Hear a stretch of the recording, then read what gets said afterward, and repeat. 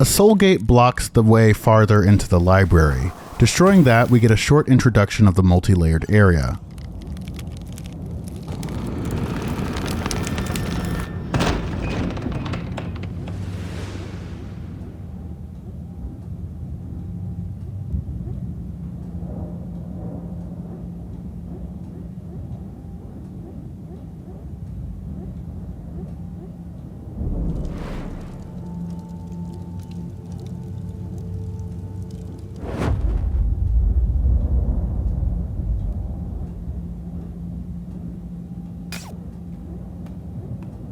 This is one of my favorite puzzles in this game. It's got a mostly linear path through, but I think it has all of those hallmarks of a fun puzzle that I mentioned before: nonverbal communication, audiovisual feedback, backtracking, and a sense of building towards something.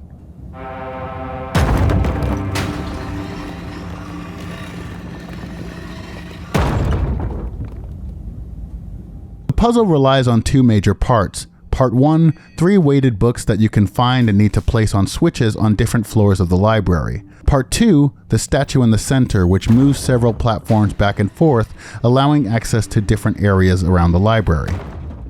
The statue in the center has some text, "See no evil," and it covers its eyes. This is a little misleading to start with because the player is supposed to make the opposite association. When the statue covers its eyes and says "see no evil," the player is supposed to understand that the ears are uncovered. The player needs to make a noise to satisfy "hear no evil."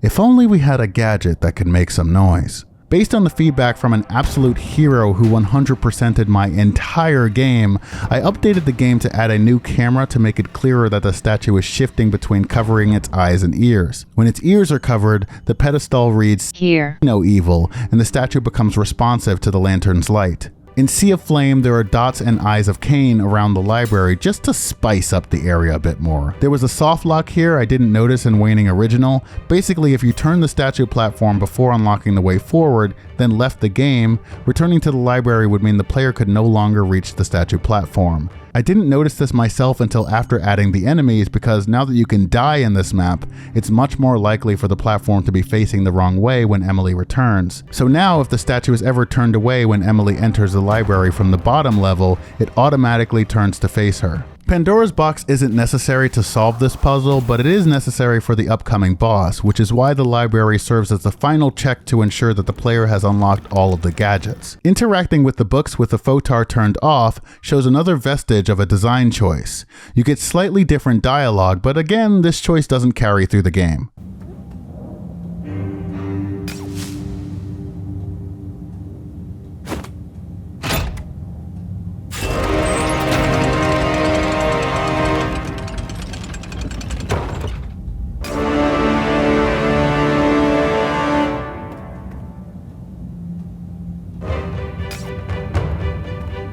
I'm particularly proud of the music in this section.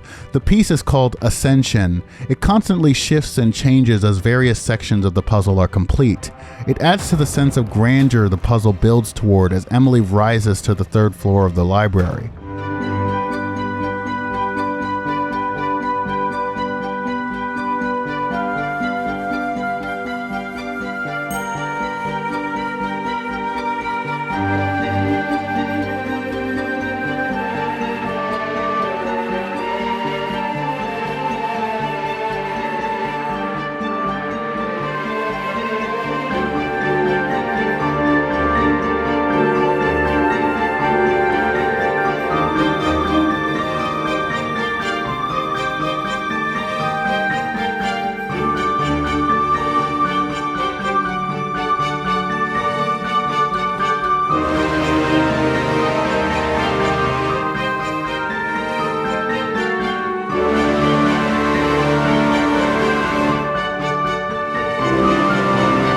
At the 3rd floor, this shelf falls over to allow access to the rest of the floor. This was originally a failsafe to allow the player to access the floor if the statue platform was turned away, but I realized that the platform should always be turned away when you first reach this point, So this event simply always happens. What's different in Sea of Flame is that the shelf now has an interaction prompt, which will warp Emily across, where Waning Original expected the player to just sloppily walk up the back of the shelf and plop down on the other side. Also on the third floor is a portrait. By default, it's blacked out, the only hint being to let the light of reconciliation peel back the dark of remorse. When the player shines their light on the portrait, it unveils a picture of a young woman.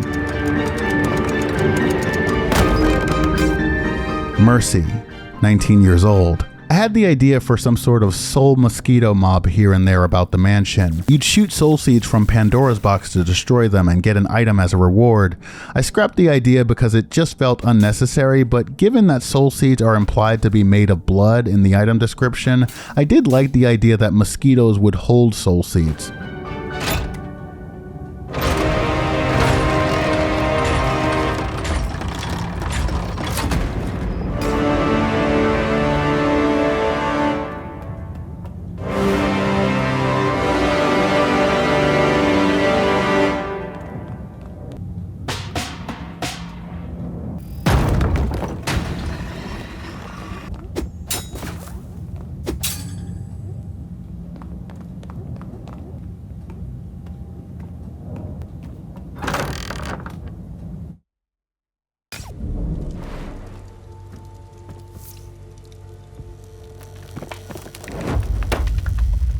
Completing the library puzzle grants us access to the attic, where we can pick up a key to the music box in the east hallway. There is a locked jewelry box at the back of the room. There's also a reference to Spring in the attic, a grandfather clock with Spring's flower and ribbon nearby. I wanted to have other references to Spring around the mansion to highlight the fact that Spring would often sneak around to cause trouble for the other lost souls. At the other end of the attic, we unlock a shortcut to the east hallway and make our way down.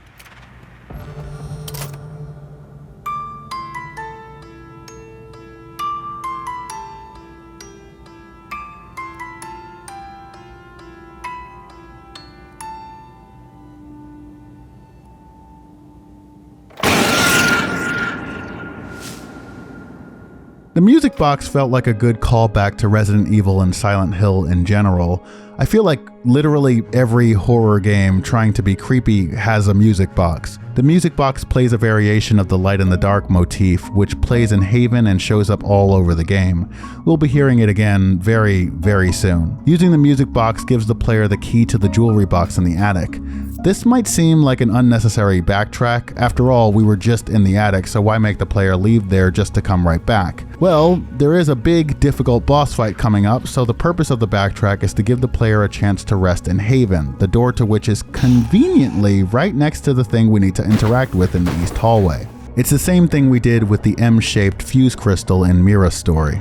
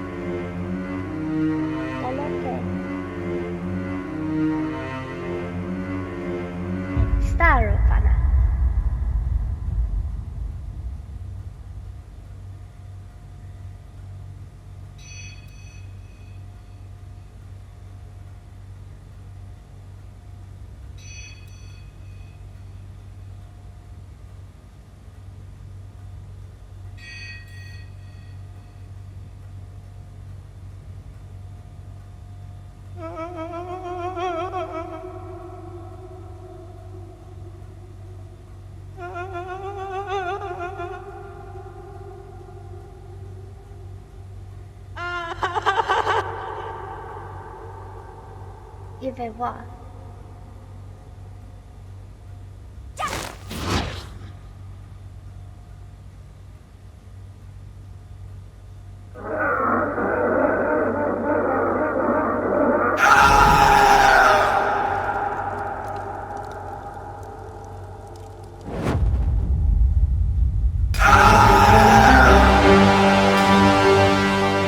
Pride is a monster, and the most consistent comment I'd received from people playing Waning Vanilla and Sea of Flame is how much of a pain in the ass Pride was. The key is that Haven specifically provides two of the best tools for overcoming Pride, the soul and health regen buffs from meditating and using the swing respectively. Pride also has a second chance mechanic which restores Emily to full health if she dies. In Vanilla, it was a 1 in 10 chance of occurring, which was buffed to a 1 in 5 chance in Sea of Flame.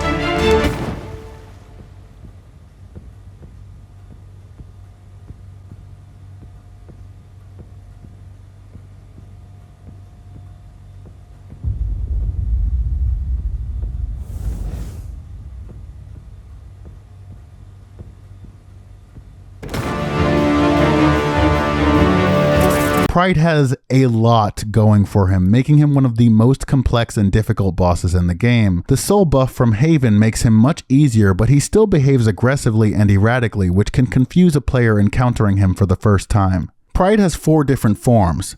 Black form, which is characterized by swift physical attacks, rapid attempts to close the distance between himself and Emily, and a vulnerability to the lantern. In the red form, Pride is vulnerable to Pandora's box, and will attempt to stay at range. The gold form is Pride's wildest, and thus my favorite. Pride is vulnerable to the cornucopia in this form. Pride will attempt to keep close, and can use moves that slow Emily, draw her in, and trap her. In this form, Pride can use Negative World, which reverses the effects of her healing items for several seconds, meaning Emily might try to eat an ambrosia and end up killing herself. Pride can steal items from Emily with a 1 in 100 chance to randomly gift Emily an ambrosia, or to gift Emily an Adam's apple, which rapidly damages her max health, kills her if she eats it, and will corrupt her items menu until she destroys the Adam's apple from the items menu. Will I get the Adam's apple? Oh, I picked it up!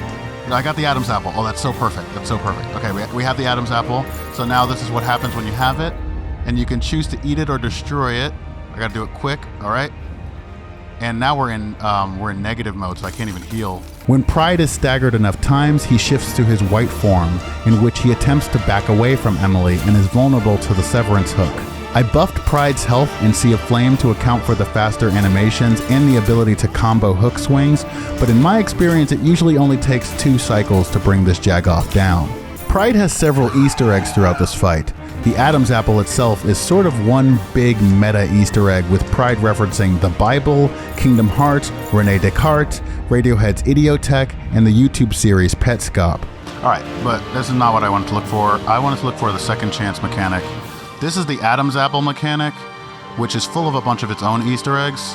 When you have the Adam's apple, it replaces Emily's regular menu screen with the Adam's apple menu screen, which is all bugged out. And these are the different things that can show up. It says eat it, knowledge of good and evil, which is a Bible reference, brought to you by Pride Inc., cogito ergo sum, in the beginning when God created the heavens and the earth, which is a Bible reference again. Here I'm allowed everything all of the time. Radiohead reference, just give in already. When that dog wags its tail and appears happy, it's not real. I guess that's Toneth then. Toneth. This one says Kingdom Hearts is darkness, which...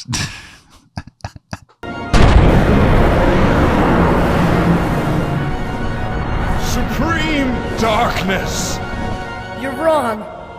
I know now, without a doubt. Kingdom Hearts is light!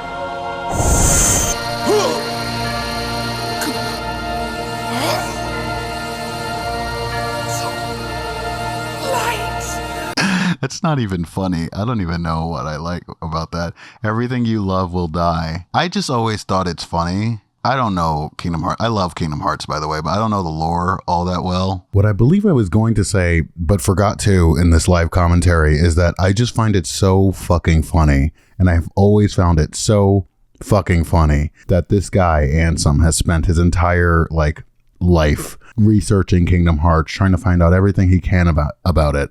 And this fucking kid just comes around and just like, nah, you're wrong. Kingdom Hearts is light! This whole fucking map is a clusterfuck. I have no idea where anything is on this goddamn map. Then Pride has several taunts, one of which references Radiohead's Creep,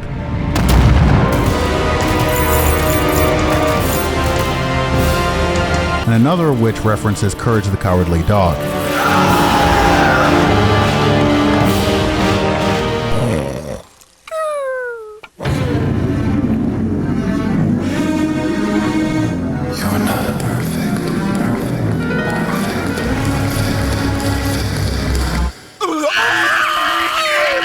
Pride's theme is based on variations of the Shadows theme that we can hear in Afraid of the Dark and other tracks.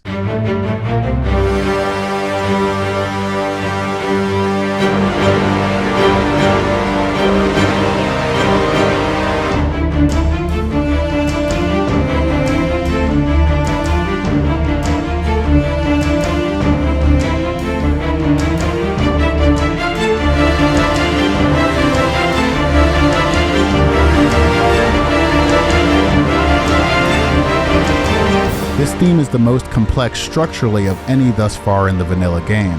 I basically broke it down into its various sections, with one section triggering the next section to play. It also has an intro section which only plays during the initial loop.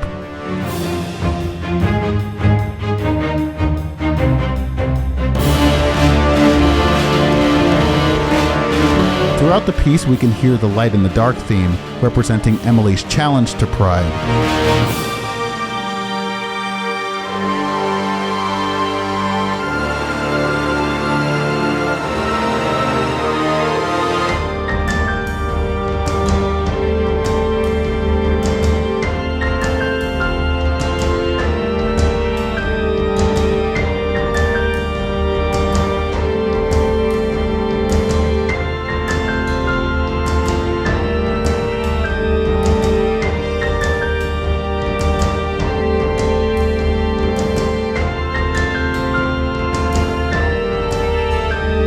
This rises to a triumphant crescendo when Pride shifts to his white form.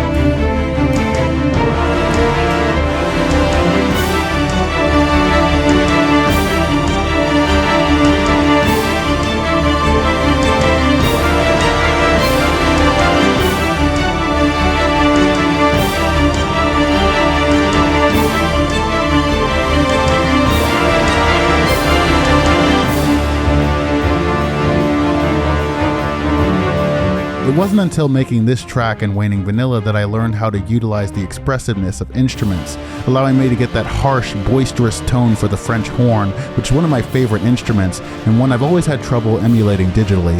And it says, a succulent apple gifted from Pride of the first man bestows knowledge of things beyond human comprehension.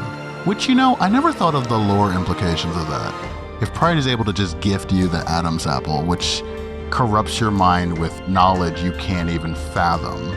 I mean, well, that's kind of the idea, right? Is that Satan is gifting you knowledge that God doesn't want you to have.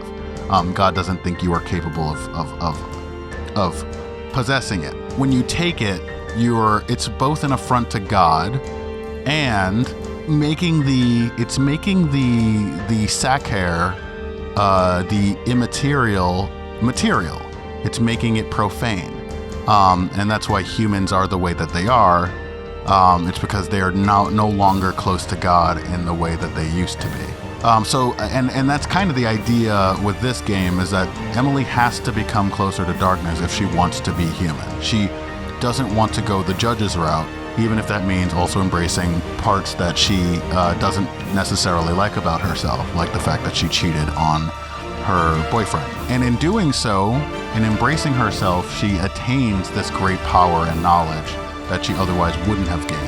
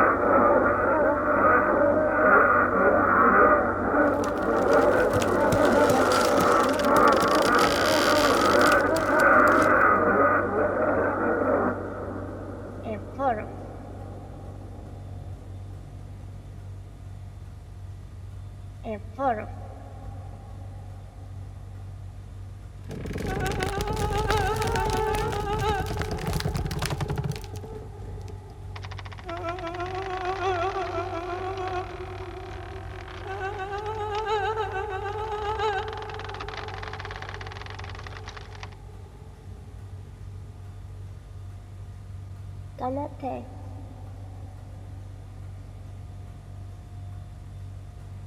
Damate.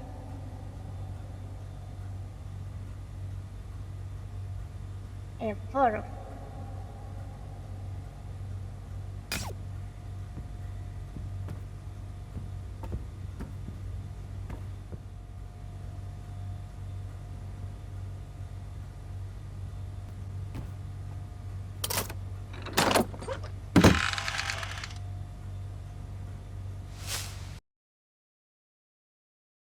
And like you can always go back to the down low to get more pearls or anything that you may need. Why is there... Really? Oh, that's crazy. Mira's Shadow. Mira's Shadow is still cast. I think there's a setting that stops that, but I thought it's off by default. Mira's Shadow is still cast if you shine the light there. So Mira's technically still there. Oh, it's not her whole body though. I think it's just her fins? Her tail? I think it's just her tail. That's interesting. Does Mercy do that? Mercy's like over here somewhere.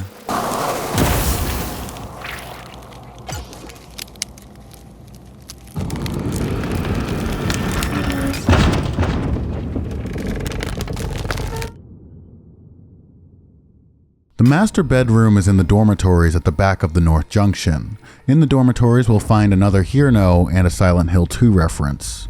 Looking at this makes me feel like someone is groping around my skull.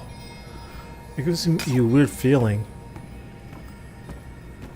I think in the last video I mentioned that maybe being a Silent Hill reference. If you pay really close attention when Emily inspects the door after having the master bedroom key in her inventory, then you'll notice a small...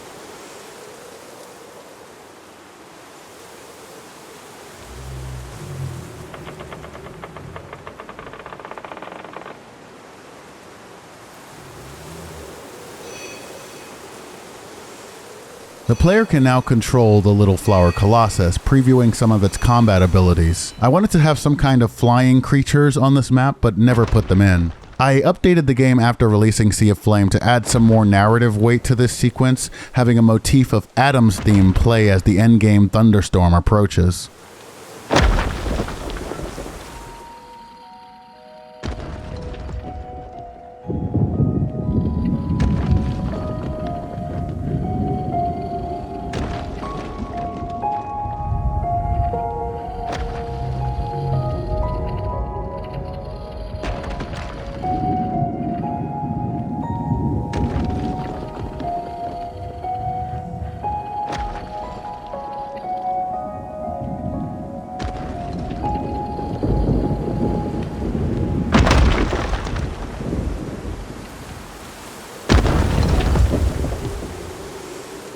The Little Flower Colossus drops us in the Hollows, a strange city-like space within the mountain.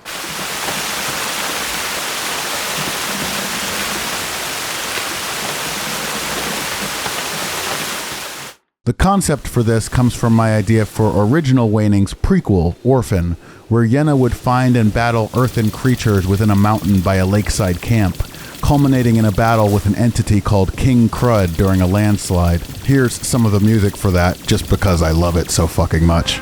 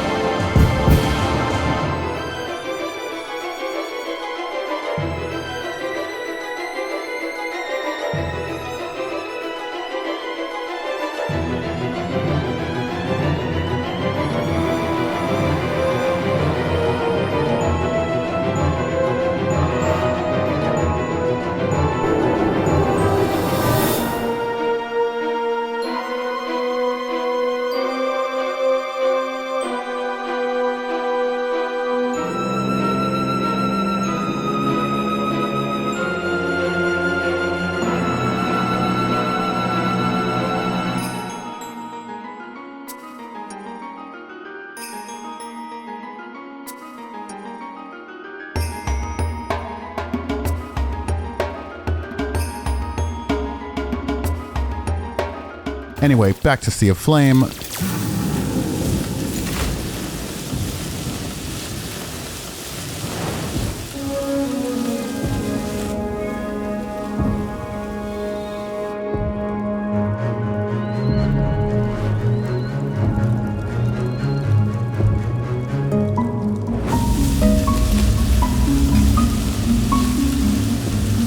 The music that plays initially is Layers Deep, which also played during the lever puzzle in the mausoleum. The song rarely gets to play in full because of how short those sections are, which is a shame because I think it's decent.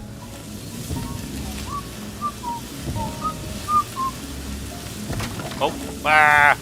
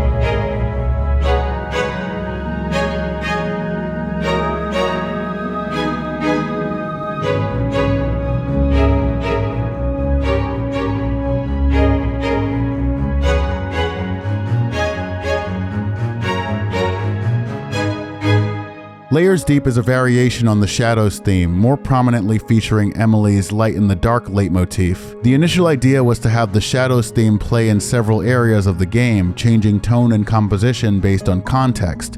That's why there are so many pieces which share the same key, time signature, and beats per minute as Afraid of the Dark.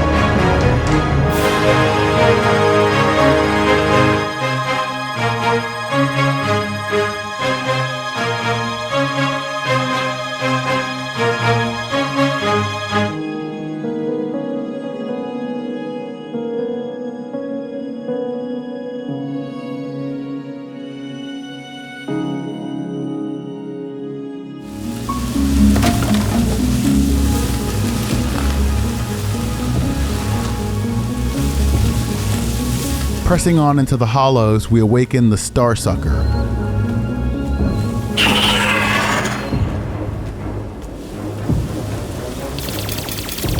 Another creature lifted from the original Waning concept. Weirdly, I don't have a sketch of this one from back then, although I have its image burned into my mind. It's a creature that feeds off light, hence the name, and in the original concept it would have served as a movable obstacle, randomly blocking corridors and paths and alerting other creatures unless hidden from or dealt with in a specific way. I wanted the Starsucker's tentacles to feel eldritch and creepy, something like Laughing Octopus from Metal Gear Solid 4 or some of the insane BT designs from Death Stranding 2, but as I mentioned in a previous section, dreams and physics don't really get along, so trying to pose and animate the Starsucker's tentacles almost always cause them to break. I opted instead to have the Starsucker float around the map, not really caring about if the tentacles clipped into things or not. There are various invisible cubes around the Hollows map, 4 which help the Starsucker face in the cardinal directions, several which help the Starsucker maintain a consistent height and position, a few to position the Starsucker during certain sequences,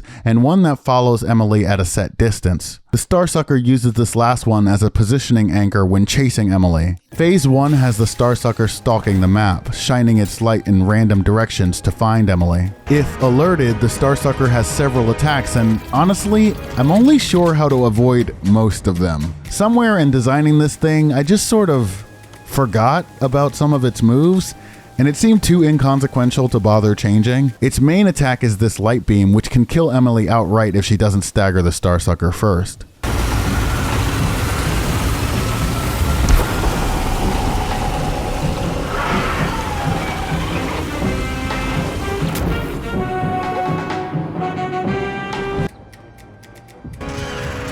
That's what's supposed to happen, and there's an invisible wall here. You have to get rid of him before you can go through.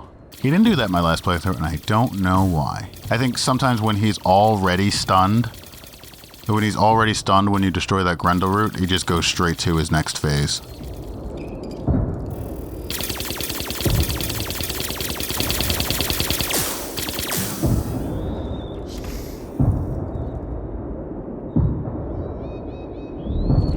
Destroying the Grendel root around the area, Emily makes it deeper into the hollows where she finds Grendel, the son of Wrath. Grendel and Wrath, Grendel's mother, is a reference to Beowulf. I like the idea of Grendel's mother not as a force of monstrous evil, but a mother protecting and avenging her child, I didn't conceptualize the character of Grendel until making Waning for Dreams, but the original Waning concept would have had the little flower colossus missing one of its arms and wordlessly carrying Yenna to an area where its severed arm was resting. Within the giant's closed fist, Yenna would find a baby colossus sleeping. Here, Grendel is instead revealed to be a childlike figure, but one of immense knowledge and mystery.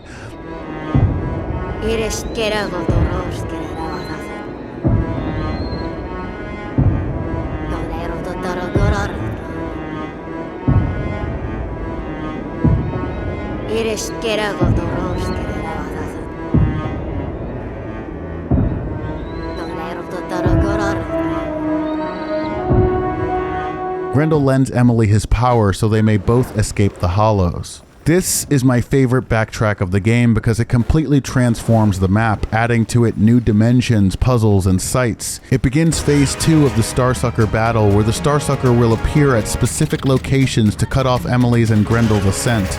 If Emily and Grendel fall back to the ground, the Starsucker reverts to its phase 1 logic until they rise again. In Sea of Flame, there are also several dots roaming the ground floor. I wanted another more complex creature here to complement the Starsucker, even back as far as the vanilla version, but decided it wasn't worth dealing with the memory limits to make them both work on the same map. Grendel has 3 abilities of which Emily can avail herself: a rising ability, a root throw, and an almost completely useless leaf shield. Again, I balanced this area around several major abilities and just sort of neglected the rest. Like, the Starsucker can make these little nodes attached to Emily, which can be detonated if it does a specific move afterwards. Emily can temporarily dislodge the nodes by blowing the cornucopia, but as for how to permanently get rid of them, As Emily and Grendel approach the broken bridge, the Starsucker arrives for one final confrontation.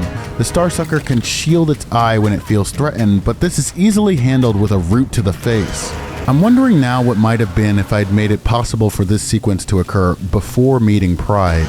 In the original Waning Dreams concept, this was going to be another one of those optional sequences for the best ending, able to be missed if Emily allowed the little flower colossus to die during the first boss fight. But since all that's really necessary for this sequence is the lantern and, I guess, Pandora's box, I'm realizing it may have been entirely possible to allow the player to complete the sequence before meeting Pride and even Spring, making this sequence feel more like an extension of the Pandora's Box questline, just as Mira's story feels like an extension of the Cornucopia questline. Though I do like the game the way it flows now, and Pandora's Box isn't necessarily relevant during the sequence. The Starsucker is extremely vulnerable to Pandora's Box's soul spears, and once it's dealt with, Emily and Grendel continue onward.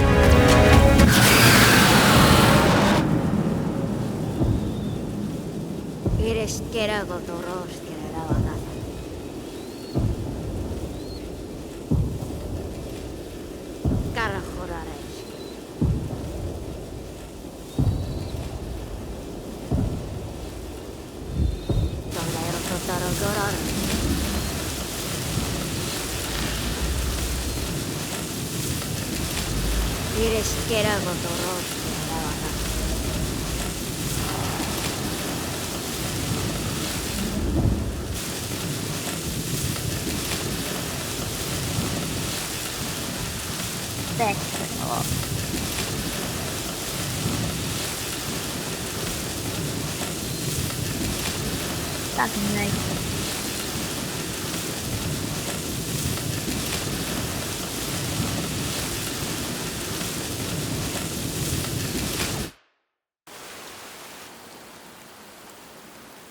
Eres kerago toros kerera bagaza.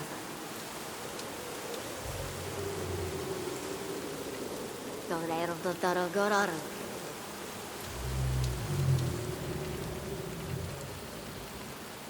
Eres kerago toros kerera bagaza. Tolero totoro gororo.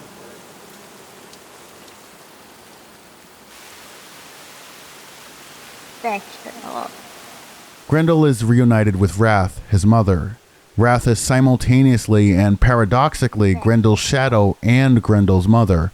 There's a sense that Wrath is somehow subservient to Grendel, base and animalistic in the face of Grendel's knowledge, influence, and power. vegetable.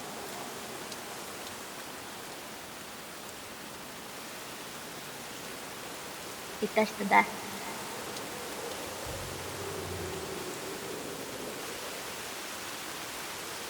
Ehkä tätä.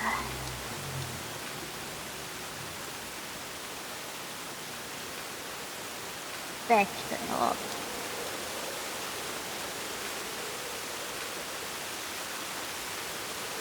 Ehkä tätä.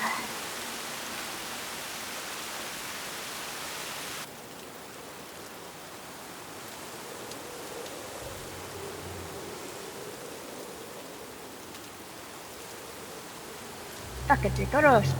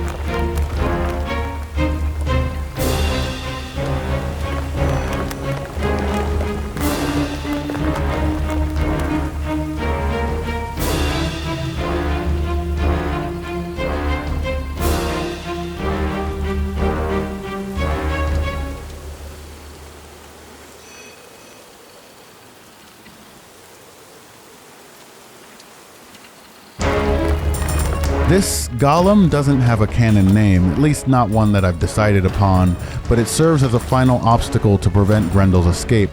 Wrath's attacks here are faster and snappier than they were previously.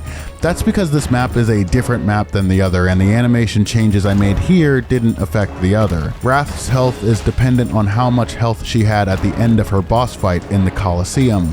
My favorite thing here is that there's a unique animation for Emily and Grendel if Wrath is felled.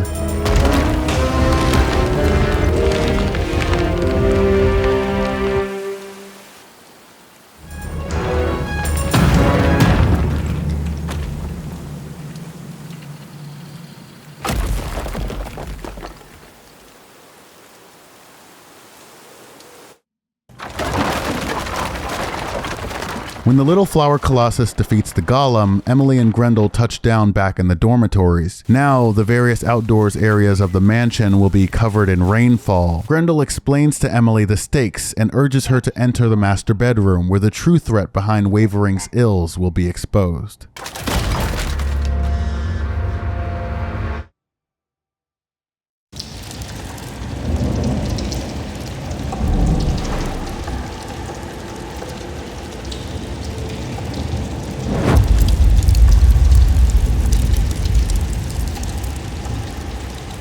In the master bedroom, Emily finds nothing. There's another odd brazier, the last in terms of game progress. It's placed here as a check to ensure the player has progressed far enough into the story to have defeated Pride, met Grendel, and have a general handle on the world and mechanics before encountering Waning's toughest secret boss. Otherwise, there's nothing much to find here. Some probably not stale bread, a chest key, and a crackling fireplace.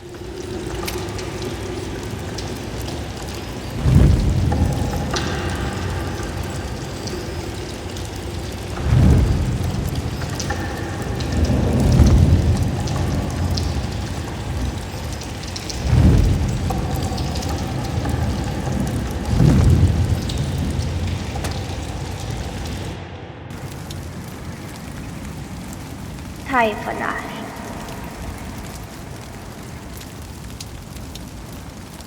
Na vanaj.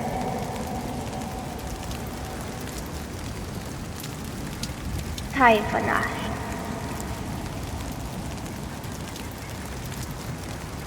En form.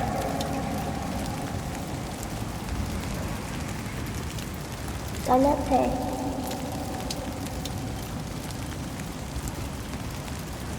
Either one.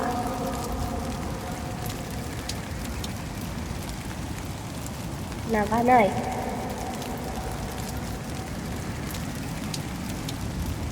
Exaltan. Evoro.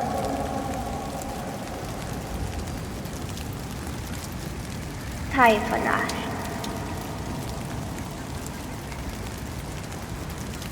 Navanai.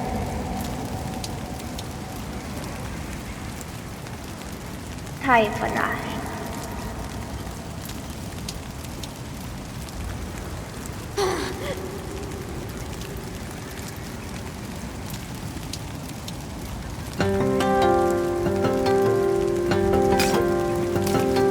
The original concept for the character Mercy began in Blank, the third game of Yenna's trilogy. An adult Yenna would battle back her PTSD and find a mirror image of herself, Mercy. In this version, Yenna would have no choice but to kill this Mercy to allow herself spiritually to move forward. Mercy killing, the piece I composed for this moment over a decade ago, sounds nothing like what Mercy's theme in Sea of Flame would end up being.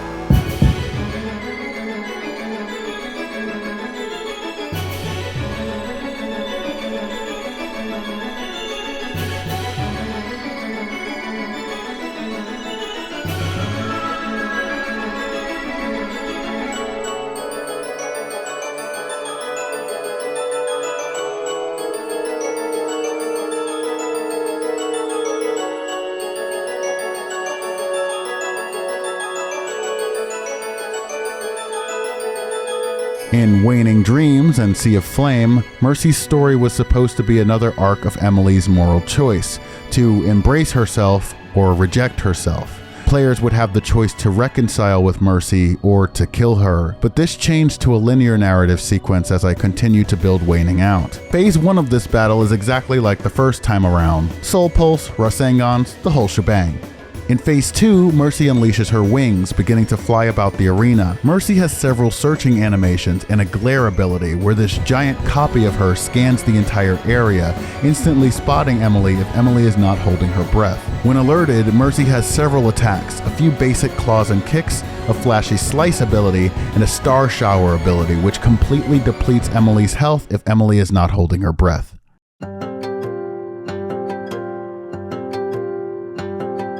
Mercy's theme is another simple one structurally. It reprises motifs from the title screen and the start of the game.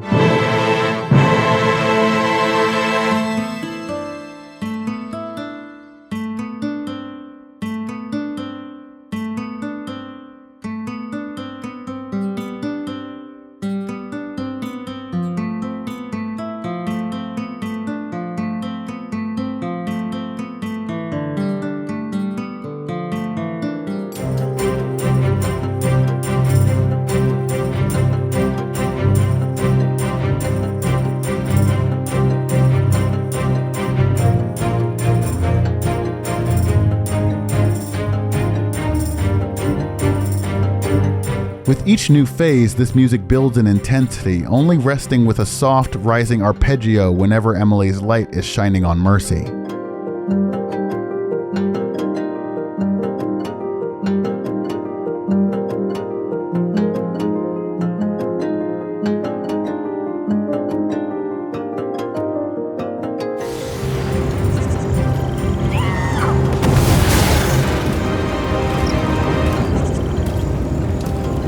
Phase 3 is a cinematic phase where Mercy threatens to destroy herself and Emily with a massive flaming meteor.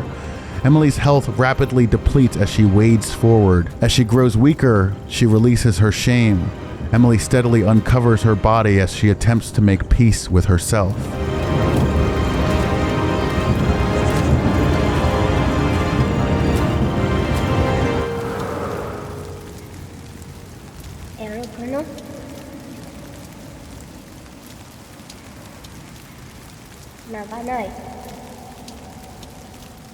Waning at its core is about the protagonist coming to terms with themselves. It's about self-identity and learning to love oneself despite pain, despite depression, despite guilt, despite one's own life feeling like a slow falling meteor crashing down. It's something I know from my own life and is incredibly difficult and sometimes impossible.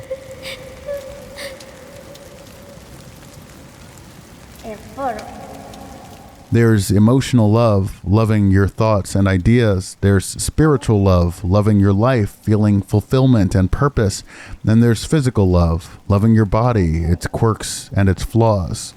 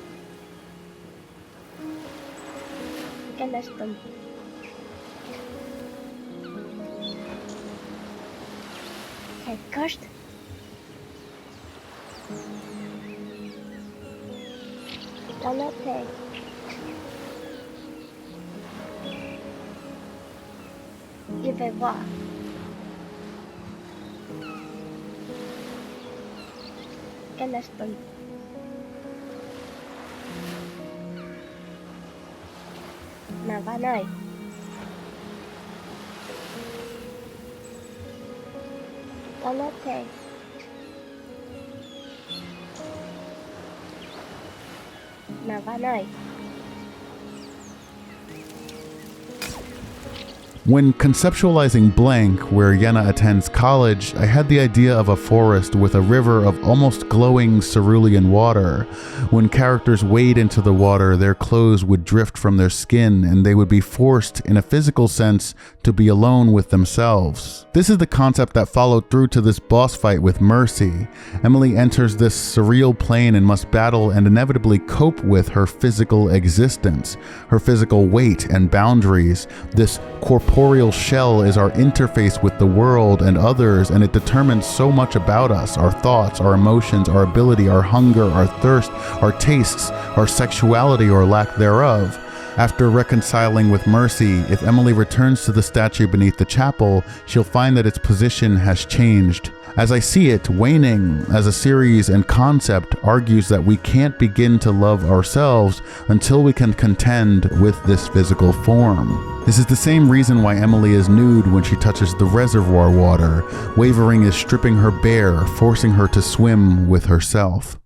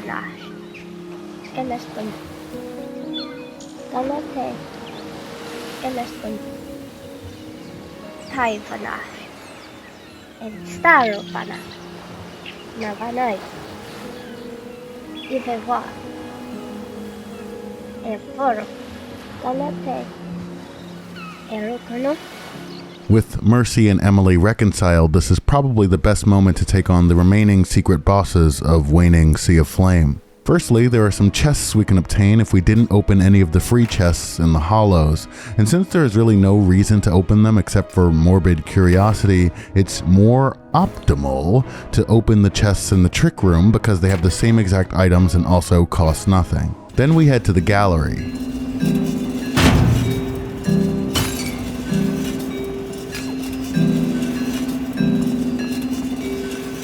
After one update or another, Dreams gave creators the ability to turn physical objects into paint, which felt like just the right effect for this area, suggesting the ethereal objects are unable to be interacted with until they're made physical again. Once all the braziers are lowered and the organ has been made physical, the real puzzle begins. The music that plays is Ephemerality, which uses variations on Adam's theme.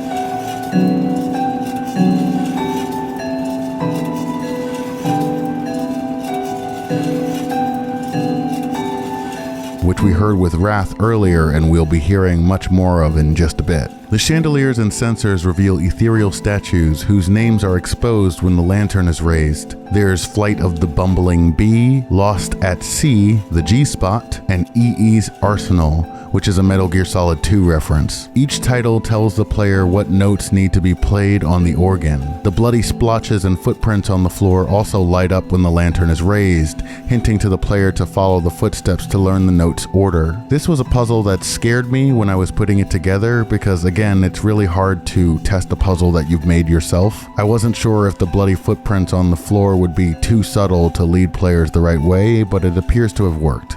This puzzle, by the way, uses much of the same logic as the keypad puzzle in Mira's, or in the down low, in the dressing room. It actually is, it's almost exactly the same logic. I just had to change some things because the layout is a little different and the number of options is different. But this came first. The organ puzzle came first. I built it from scratch. You know, not the keys and everything. I didn't model this, but the logic of it I built from scratch. The keypad puzzle came after, and I just had to like modify it so that there were more options and a few other changes.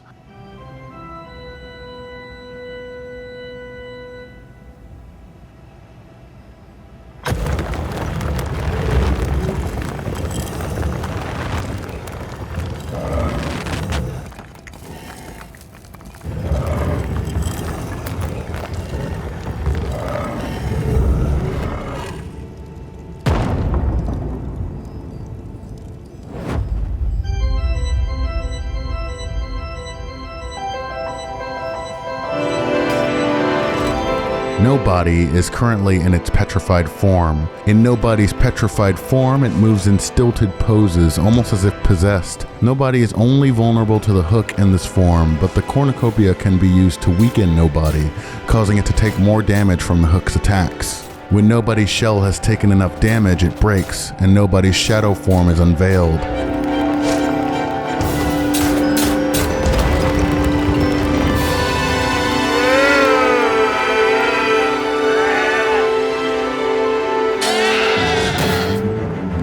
In this form, Nobody is no longer affected by the hook or cornucopia. Only the lantern and Pandora's box can damage it, though with Nobody's more aggressive attacks, Pandora's box's animations are usually too long to contend. Like with the roaming shadows, the orb on Nobody's chest indicates how much health it has left. Though admittedly, for all the shadows, it's really hard to tell. The music playing is called Nobody Home, and there are two versions. The petrified version, which mostly plays off the organ puzzles motif,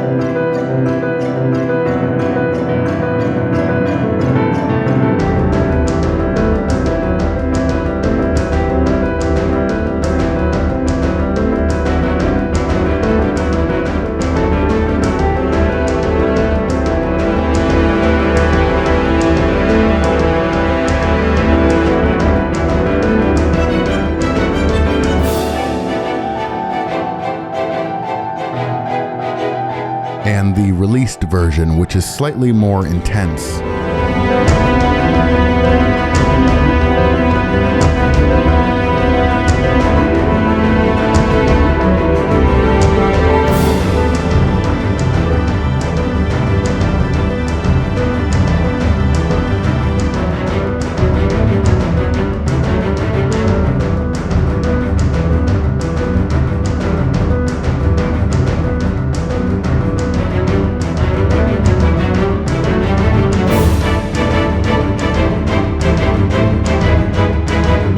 Both versions play with variations of Adam's theme, which we also heard during Ephemerality.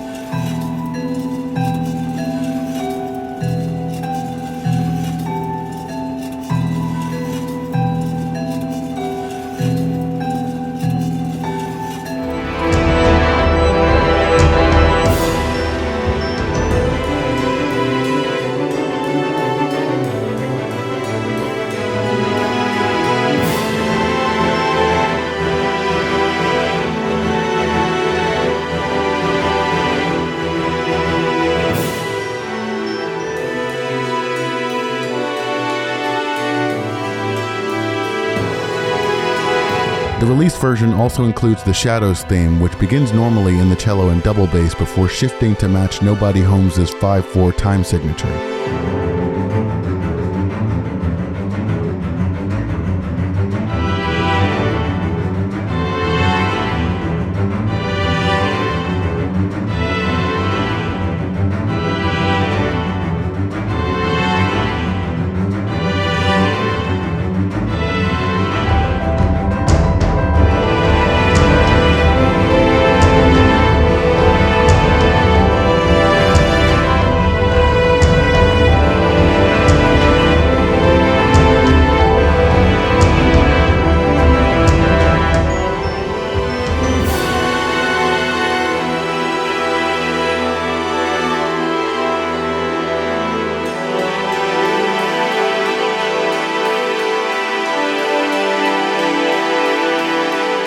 Nobody's subtitle is The Innocent or The Bystander.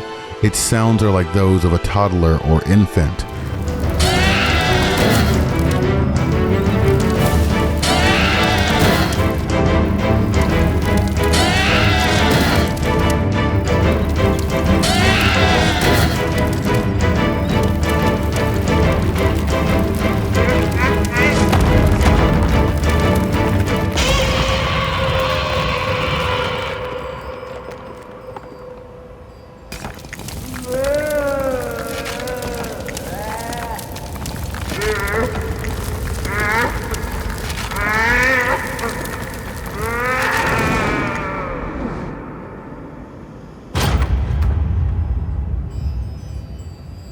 There's a sense that nobody simply wasn't meant to be there, like it was in the wrong place at the wrong time. Emily's triumph over it feels less like a victory and more like euthanasia. The concept of nobody is that, so Devotion came to life. Devotion was split from Adam. Devotion wants a human body. And so what Devotion does is Devotion sees another lost soul who has just been split from his shadow, and steals that body. Spring finds Devotion right in the middle of that process. So that's why Devotion looks all corrupted and falling apart. It's because he's just starting to form into his new body. The shadow that was left behind becomes petrified and becomes nobody. It literally has no body. And it's like this forgotten shadow that no one even knows exists because his human body was taken from it.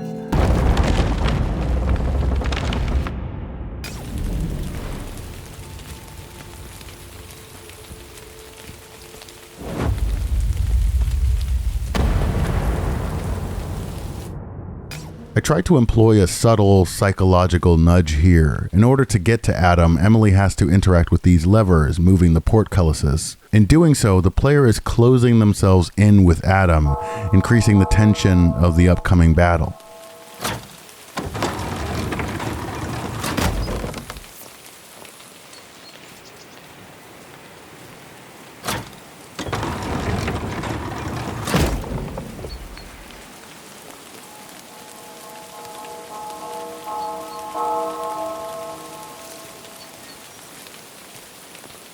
Adam is the final optional boss of Waning Sea of Flame and the most powerful in the game.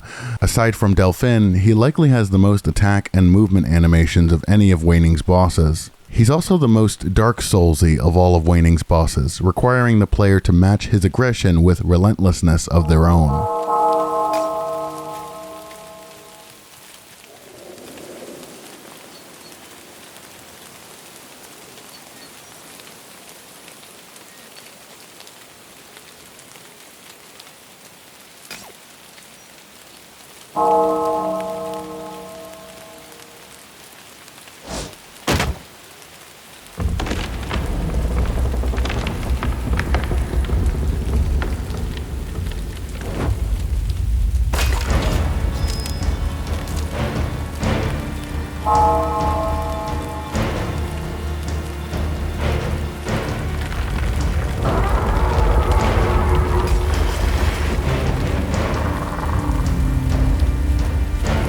In Phase 1, Adam mainly uses his weapon to strike. He can jump forward and slash, jump back, and prepare a stab attack which bypasses the second chance health mechanic and will kill Emily outright if it connects. This was an oversight at first, but I liked it so much I decided to keep it.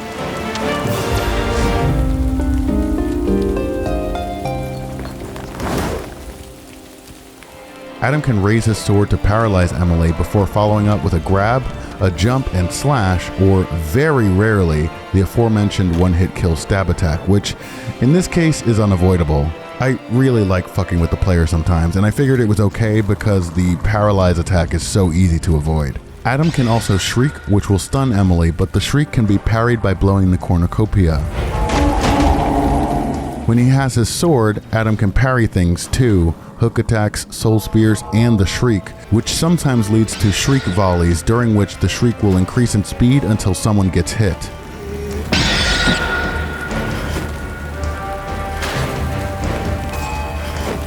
The stab attack is the biggest threat, but it's easily dealt with by flashing the lantern at Adam or if Emily holds her breath. During the stab's lead-in, Adam is much more vulnerable to stagger, meaning the key to overcoming him is to not back down. Adam can be staggered twice, once causing him to lean over, and then again which causes him to fall. While fallen, Adam takes much more damage from the hook and other sources. The music is molded from clay, a biblical reference to Adam and Eve.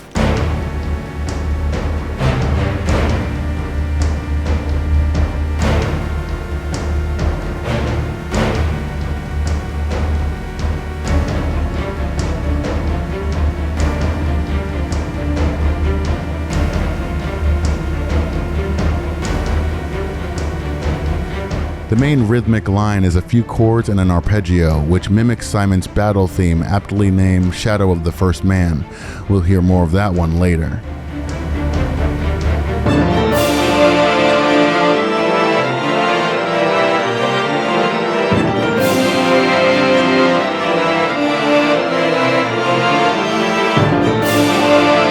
Adam is supposed to be a fiendish, vampiric entity.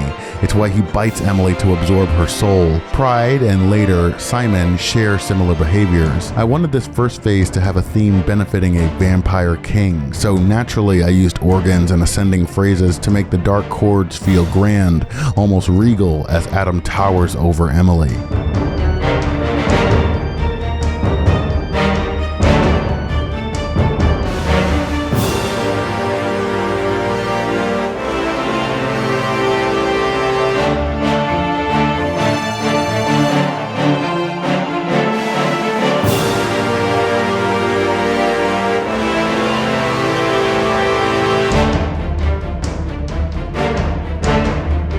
The next phase begins with maybe one of my favorite pieces that I've ever made.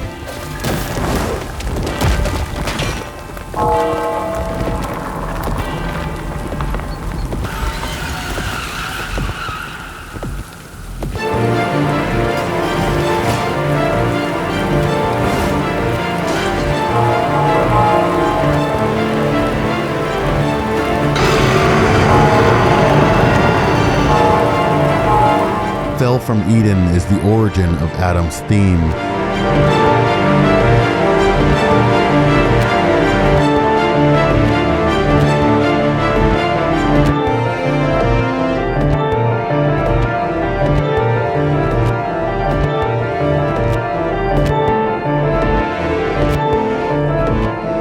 5/4 phrase with syncopated melodies that creates a sort of dueling harmony.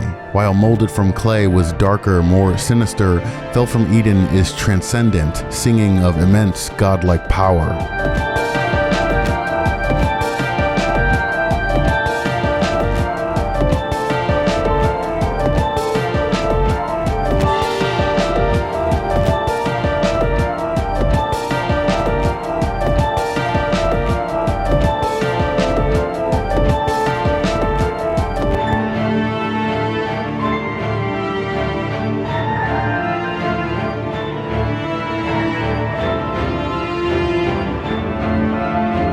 The light in the dark leitmotif plays here and there, punching desperately against Adam's motif.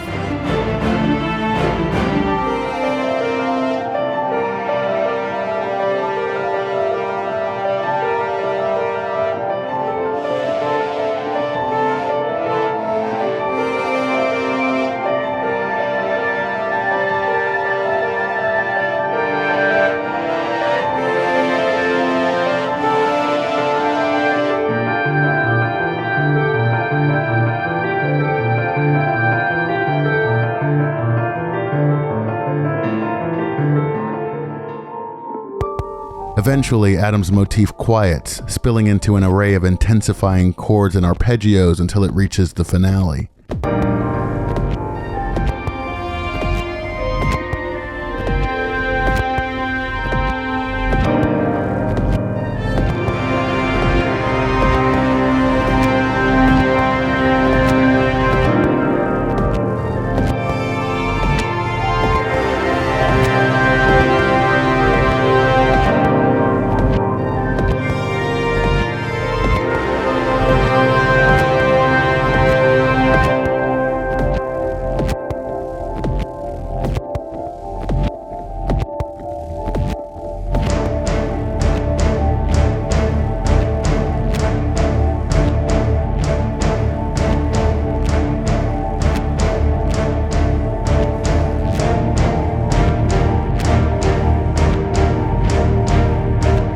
Bells play a major role too, as a counterpoint to order and judgment, which we'll see later, and also signifying the presence and approach of death, which we'll hear a lot of in The Rite of Spring. And the synthetic basses create an irregular heartbeat which punctuates the majority of the track.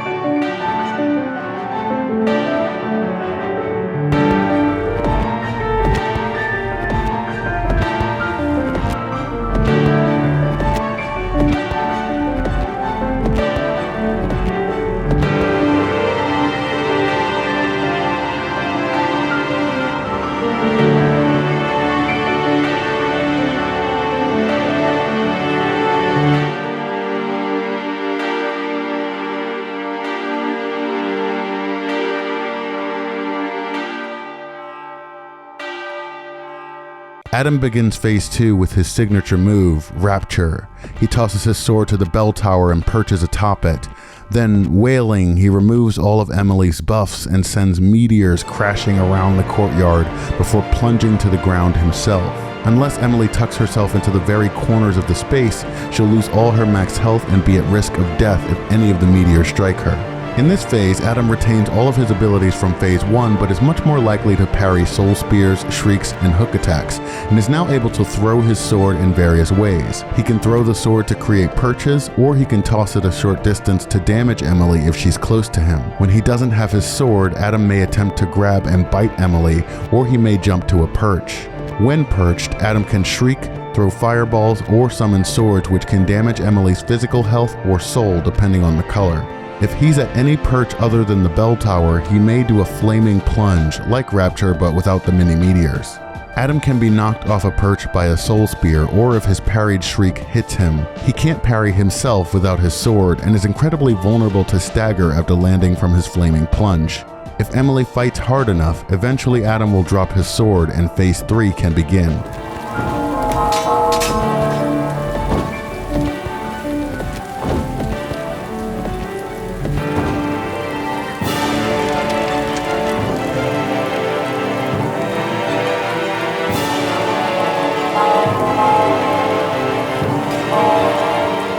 sword internally is named the rib of Adam, or the rib of the first man, another biblical reference to the creation of Eve. Something about Adam being this corrupted, vampiric figure, fallen from the light's grace while also immortal and immensely powerful, feels cool to me.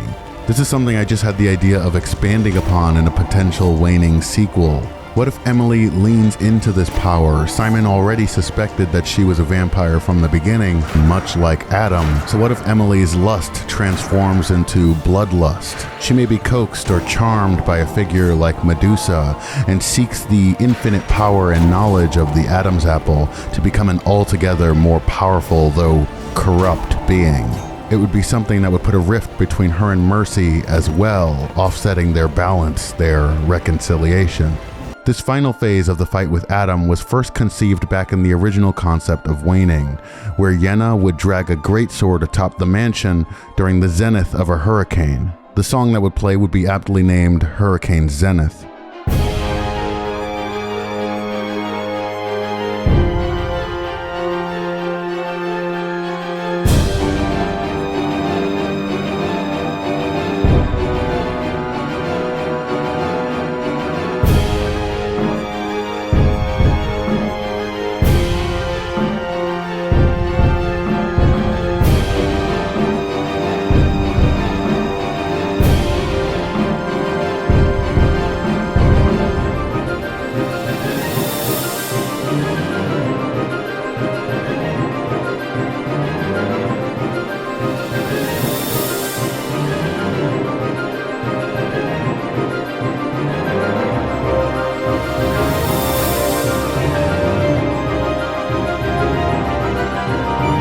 It would draw on airy, more ethereal but pressing themes of a song called Beautiful Arcane, which would play in the background as Yenna explored the mansion, and the hurricane's presence augmented.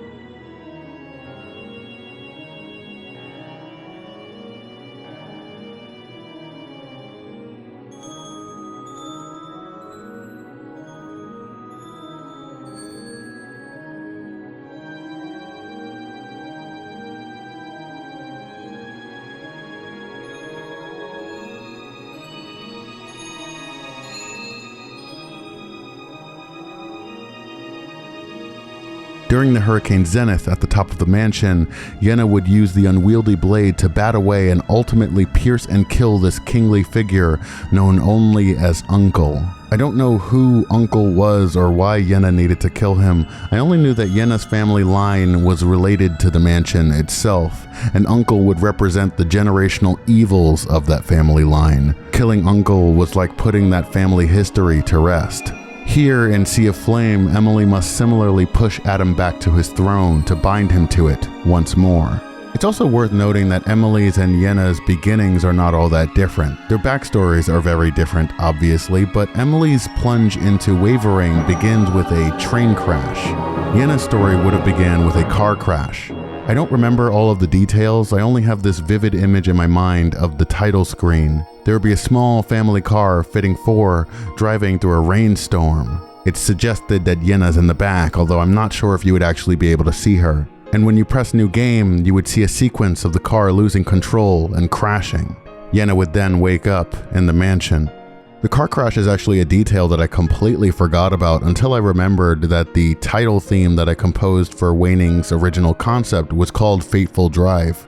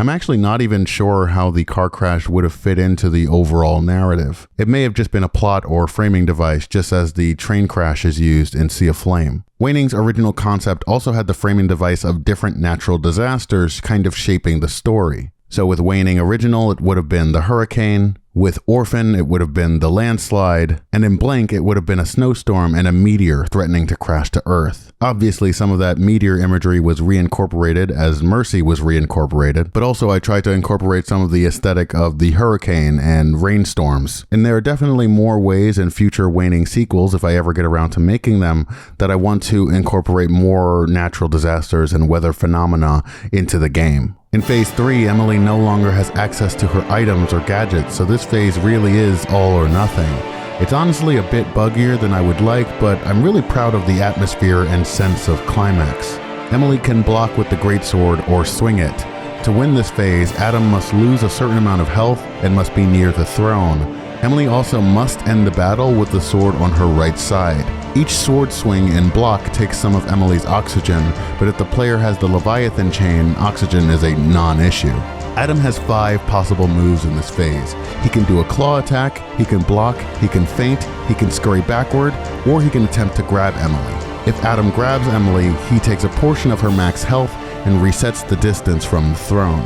If Adam feints, he'll follow up with a swift, unblockable claw attack if Emily blocks. The track, The First Man, is a simple, heroic chord progression utilizing string phrases from Molded from Clay, as well as the synthetic percussion line of Fell from Eden.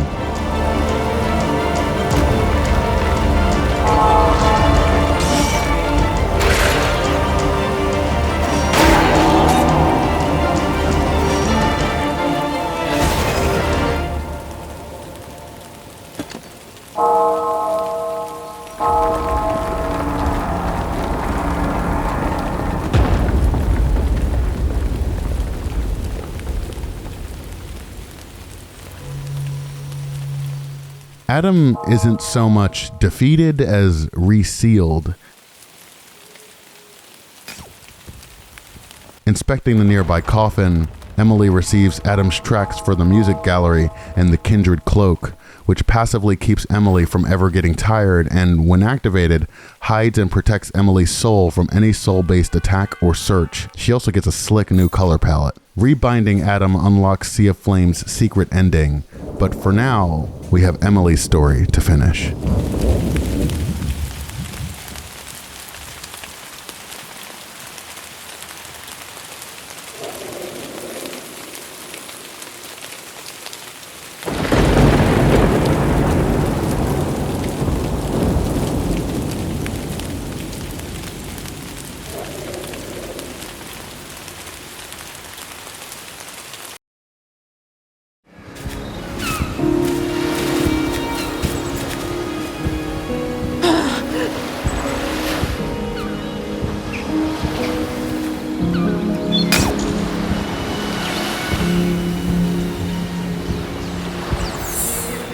With Mercy in Haven, Lazarus can no longer become lonely. Mercy can also use her powers to teleport Emily to any Haven exit, making exploration a little easier for a short time. The player is encouraged to use this time to tie up loose ends, open some chests, get some upgrades, maybe kill a few shadows here and there, before returning to the master bedroom and venturing beyond its walls.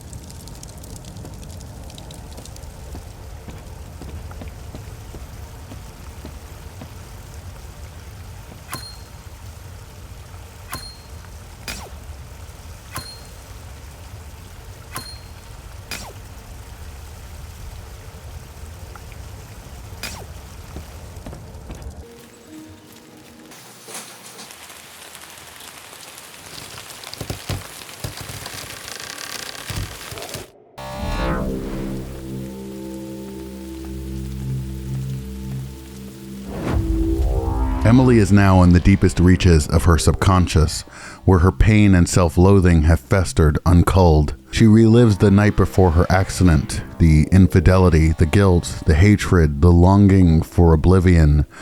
The music here is Guilty Conscience, Libido, which shifts as Emily interacts with 3 key areas around the bedroom: the cold pizza, the cell phone, and her naked body atop the bed.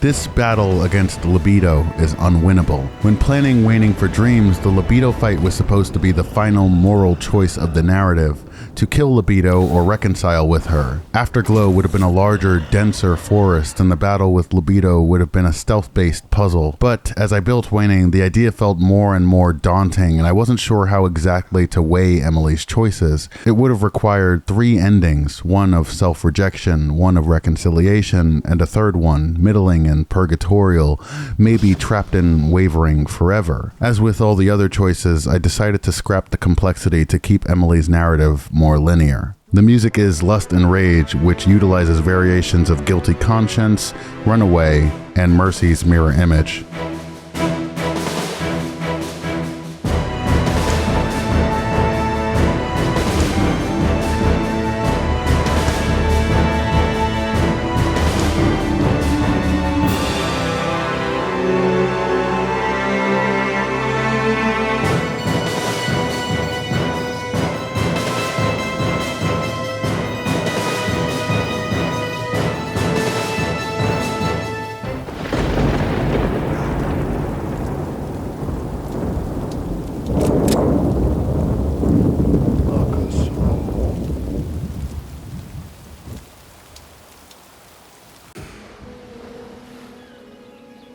With Emily gone, Mercy leaves to find her. Mercy has some basic attacks: a claw slash, a star slice as she used against Emily, and a flurry. She can also dash and cast light from her eyes, which doubles as a lock-on.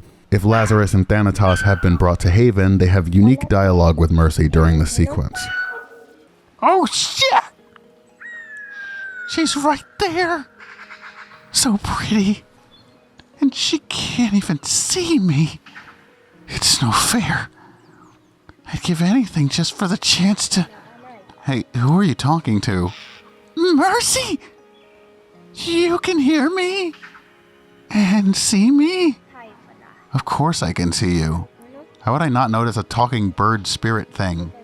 I know you help Emily out, and she and I share a ton of memories, so... Oh, right.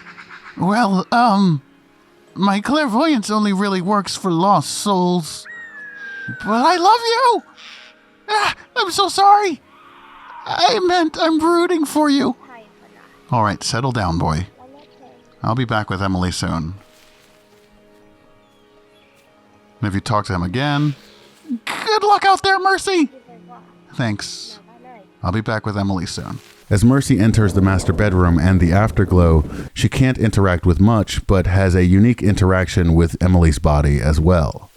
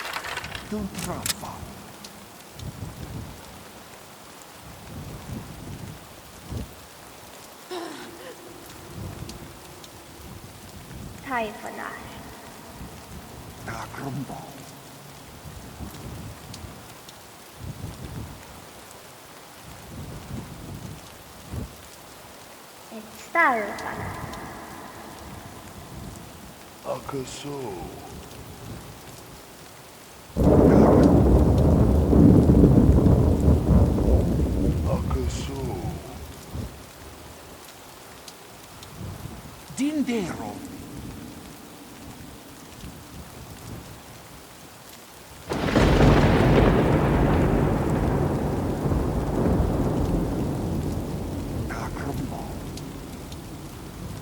Dindero.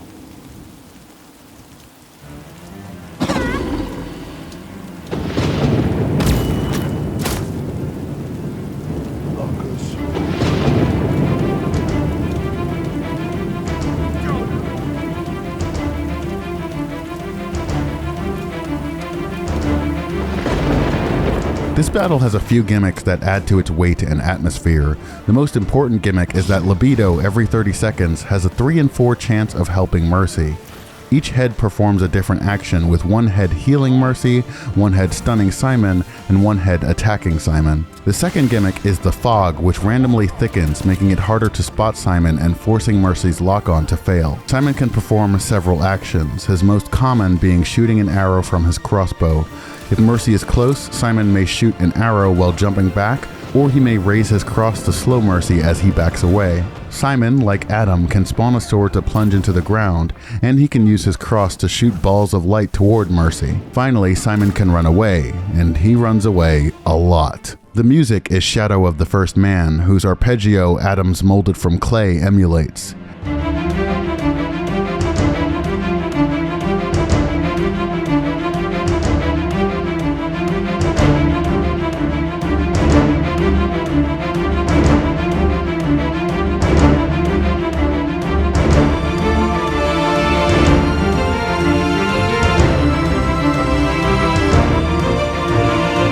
The leitmotif of the Judge's theme, which we heard earlier in the chapel's In Sheep's Clothing, also plays at the end of the track.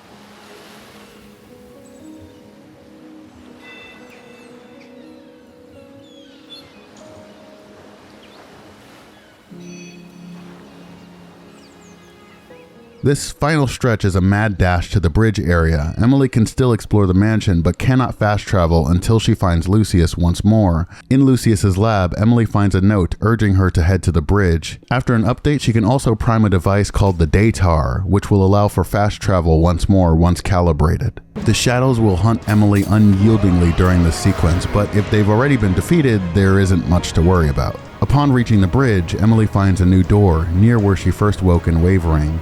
Entering the door takes her to Interim, where she finds Lucius and Grendel. We're in space. Awesome. But because I didn't want players to be able to walk off wherever the hell, there are invisible walls all over. So you're encased in this giant cube. And then also, I didn't want to make the door cutaway invisible. So instead, I just made it really, really small.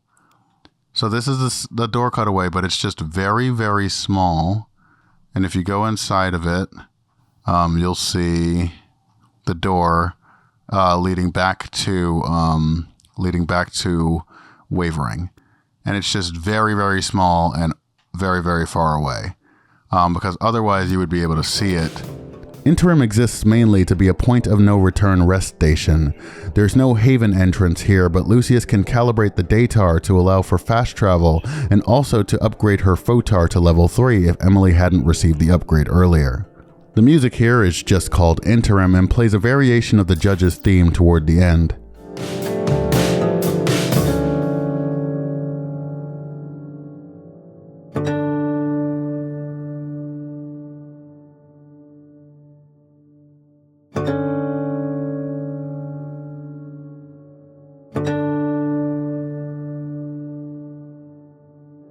The heavy drums are inspired by any given Silent Hill 2 track, but I also just love a good alt-rock type drum line in an otherwise emotional or dramatic piece.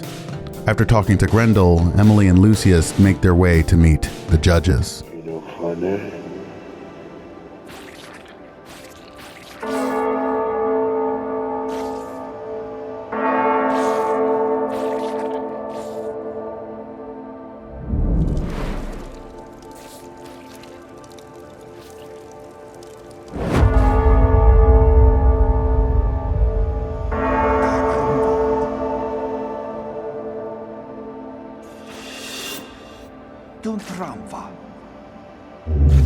They emerge in Society, a surreal realm where the judges, Oculus, Or, and Boca finally make their appearance. Their forms play on the Hear, See, and Speak No Evil theme, which was present in other areas of the game. Their theme, For Whom the Bell Tolls, is two simple, ominous chords, punctuated with heavy silences.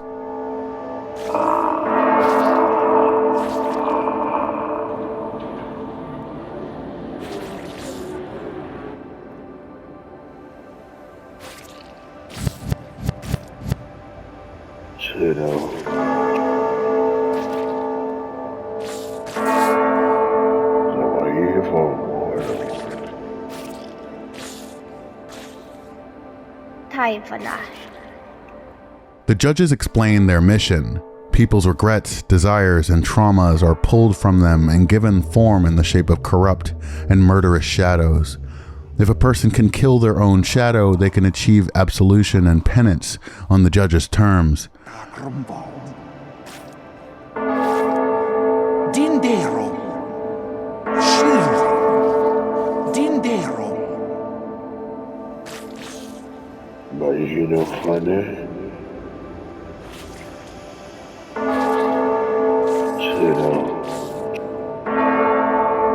But Emily, Grendel, Mercy, and Lucius reject this way of things, thinking that a person can attain fulfillment and completion without killing their humanity.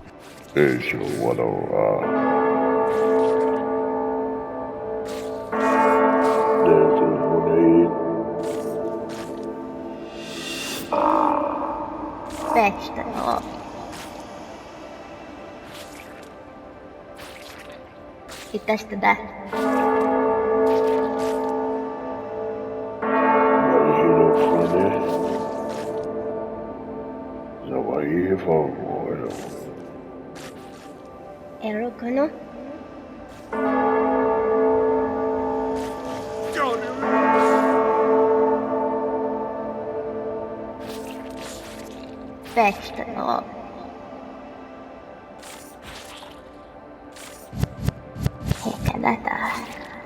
They detail the afterlives of Spring, Raphael, Grendel, and Tandolfo if he was freed from his contract. Pakasito roast. Fetch the dog. Erukano. Tamate. Taifanash. Ivewa. Navanai.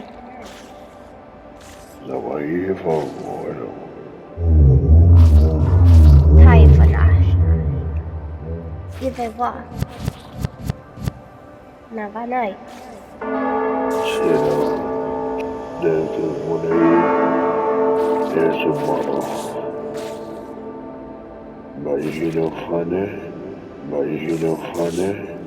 Tamate. Navanai. Erukano. Taifanash. Kenaston. Navanai. Itastada. Fetch the dog. Taifanash. Tamate. Taifanash. Kenaston. Takinay. Itastada. Fetch the dog. Itastada. The judges deliberate, preparing to cast judgment on Emily, and Emily speaks to Mercy, who informs Emily of Simon's duplicity. Simon claims to be a servant of the Virgin Mother, but Mercy suspects he isn't even human.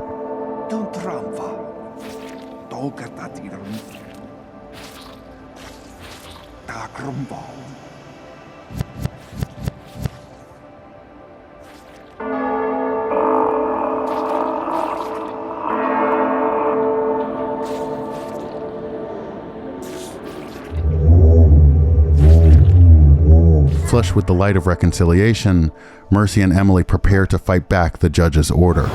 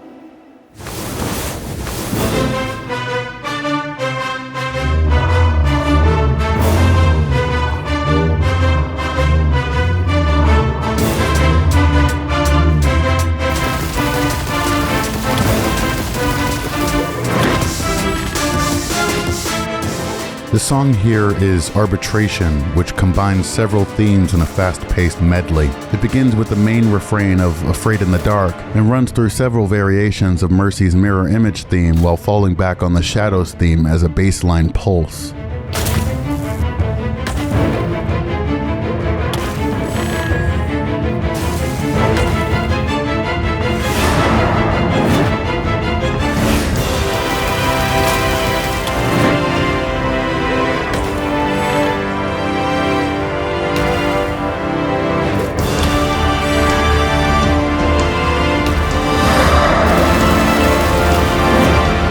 The melody of Runaway, Waning's title theme, fills the middle section's 7/4 rhythm before the judge's theme rings through the ensuing silence.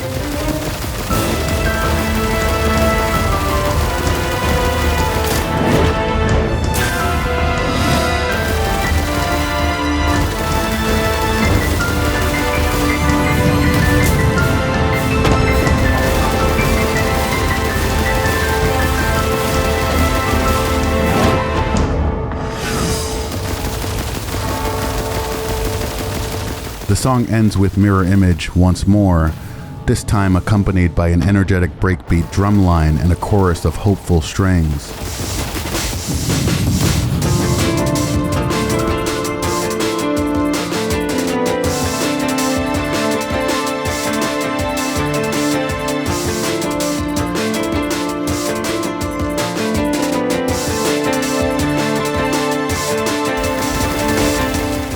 Nova, the combined form of Emily, Mercy, and Libido, has unique abilities concentrated in their left and right arms. Their left arm's black fire heals Nova's soul and physical health, and their black hole can absorb projectiles to reflect damage and heal Nova for a proportional amount. Nova's right arm can shoot stardust or a miniature star to deal massive damage. The judges each have one attack and will constantly move in the space around Nova. Oculus will shoot a dart from its eye, or will shoot from its ear crosses that explode after a set time.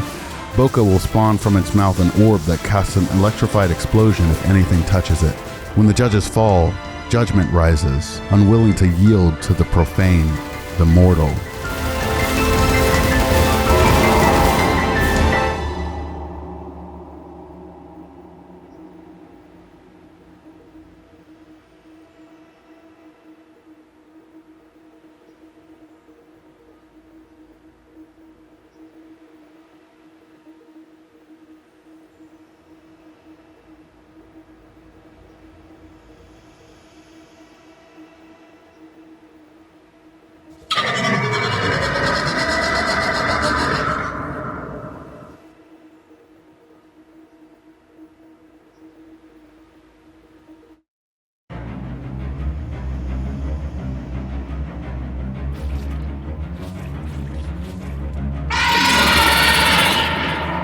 Judgment retains the abilities of each judge, but has new capabilities.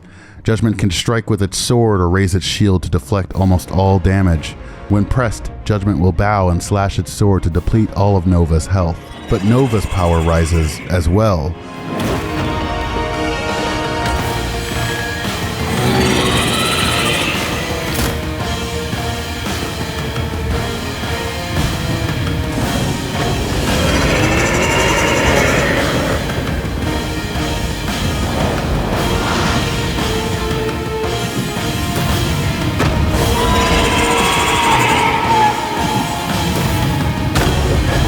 This battle didn't exist in Waning Vanilla, and the entire reason it exists in Sea of Flame is because Libido showed up once in the original game, and then never again. Mercy says Libido is inside Nova, but Nova's power by itself doesn't feel like it reflects that, so because I'm petty and need to feel like every detail matters, I let Libido join the fray.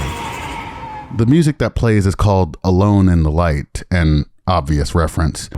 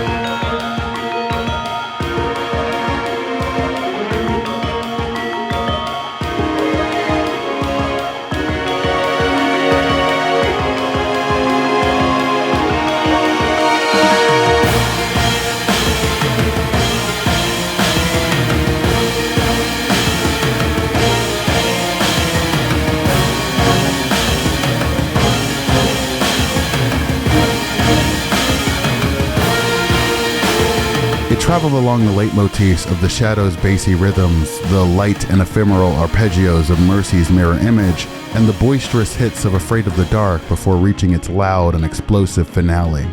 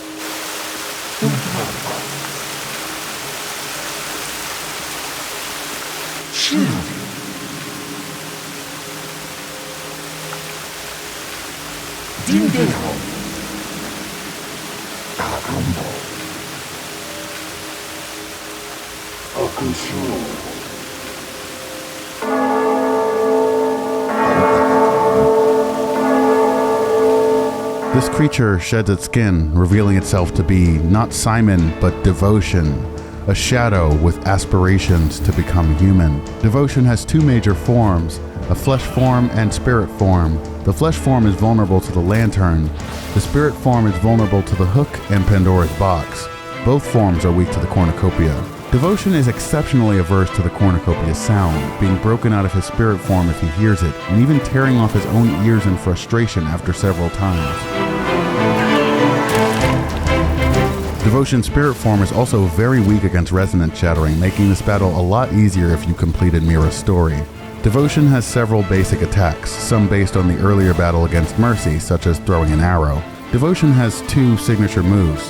The first is a sword shower in his flesh form, which drops holy swords from the sky. The second signature move is a spirit bomb, which, when complete, will deplete all of Emily's max health. Devotion is extremely vulnerable to stagger by the hook when charging this move. Like the other bosses, Devotion has several taunts, including his own reference to Radiohead's Creep. This helps solidify the connection between him and Pride. The music is called Bloodthirsty, another dark, vampiric exploration which begins with a faster, more rhythmic version of the Judge's theme.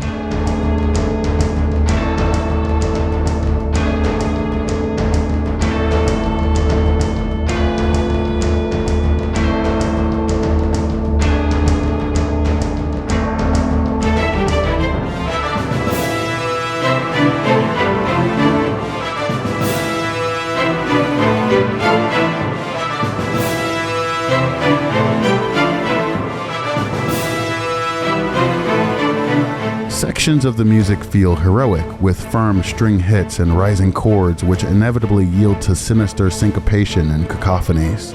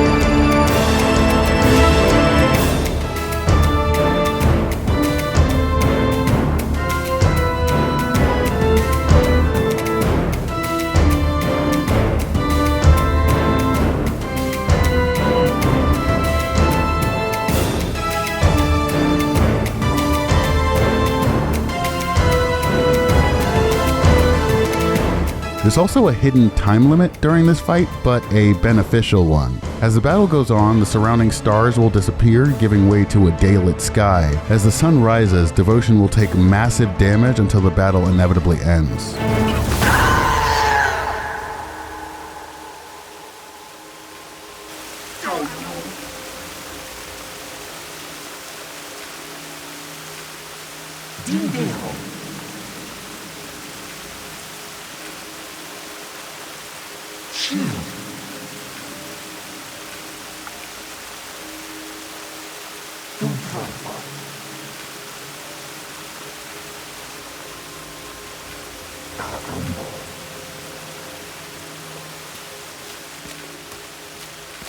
Fetch the Slop.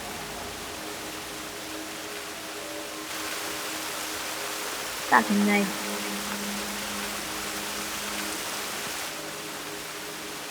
Pitäis tätä.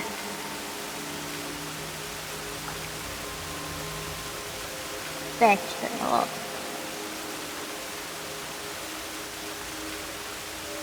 Pitäis tätä.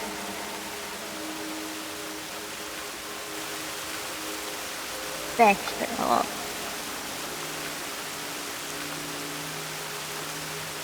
Pitäis tätä.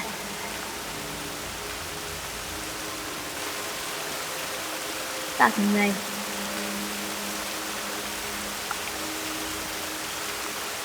Fetch the Slop.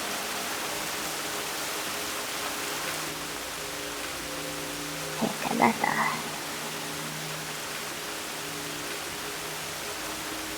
Paketti korosta. Pitäis tätä. Fetch the Slop. Fucking no. Pitäis tätä. Fetch the Slop. Pitäis tätä. Fucking no. Fetch the Slop.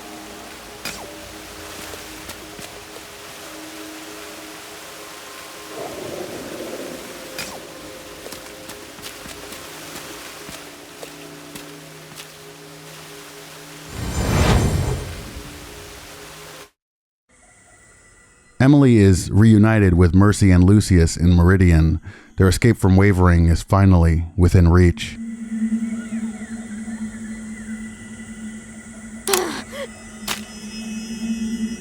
Taifanash. Donate.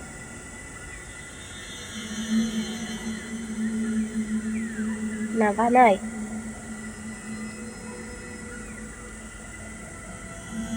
Donate.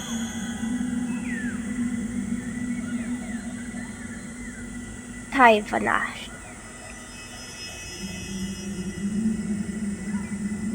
Donate.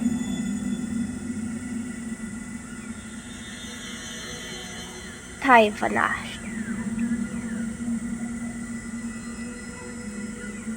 Ivewa.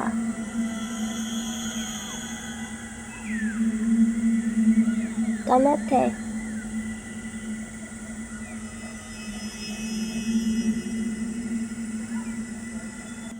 Emily's feet piss me off in this fucking cutscene. Donate. I don't know exactly why it happens. I could probably figure it out. I think it has something to do with procedural animation or the collision or something. But damn, it just pisses me off. But I still love Mercy running along with you as you go, especially if you just sprint. Taifanash.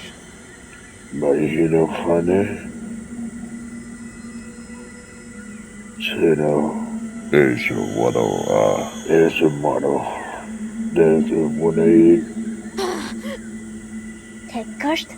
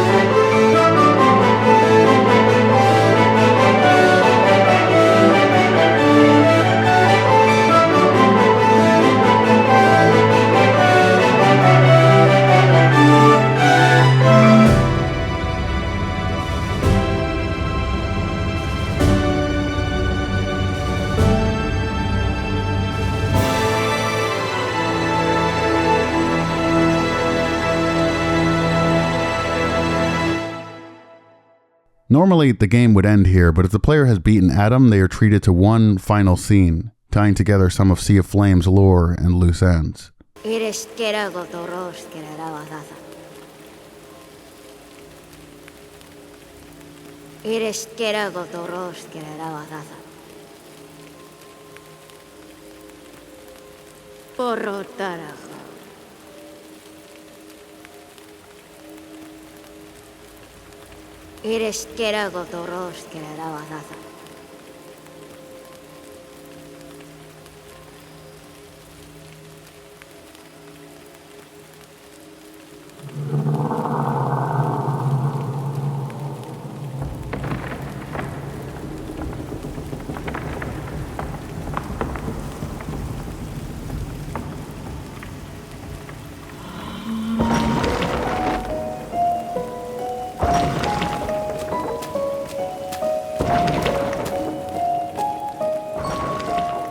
Vegetable.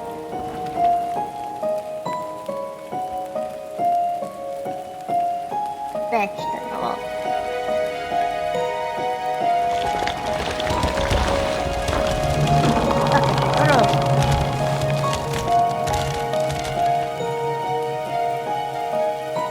Fucking nice.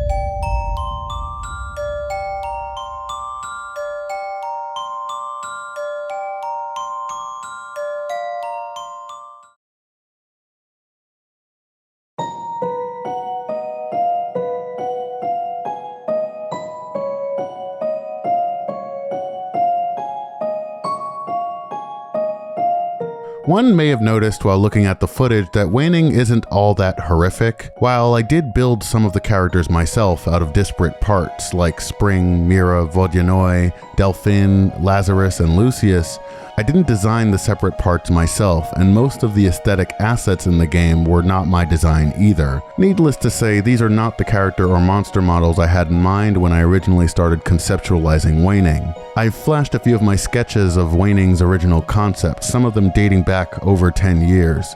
The models in Dreams are a bit more cartoony than I'd like, and each have different art styles.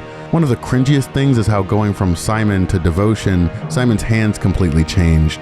I liked Simon's blocky hands originally because they were posable, even though they broke all the time because, well, physics.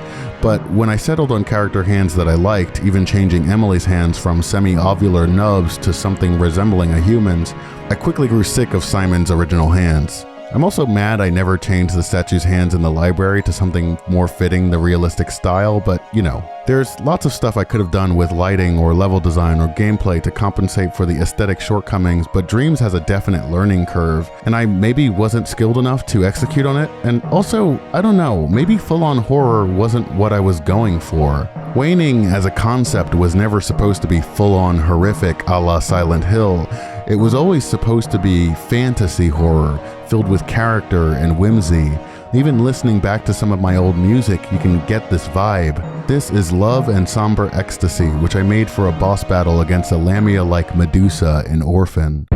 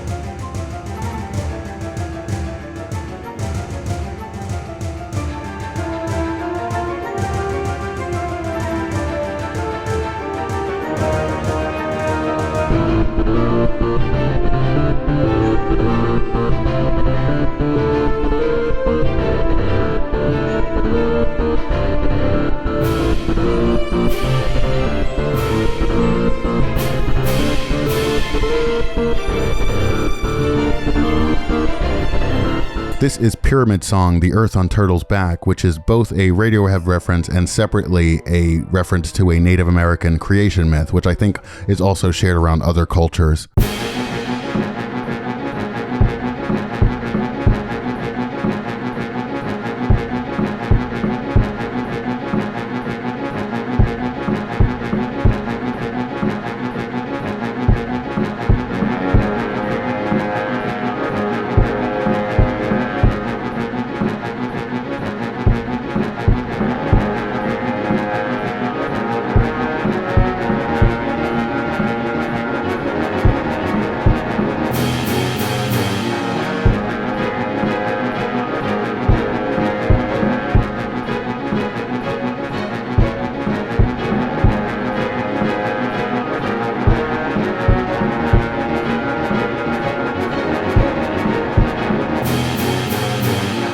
It was made also for Orphan, but for a boss battle with a colossal turtle with a pyramid on its back, a pyramid Yenna must find a way to get inside. Oddly similar to the crystal turtles from Elden Ring now that I think about it. Should I sue FromSoft too?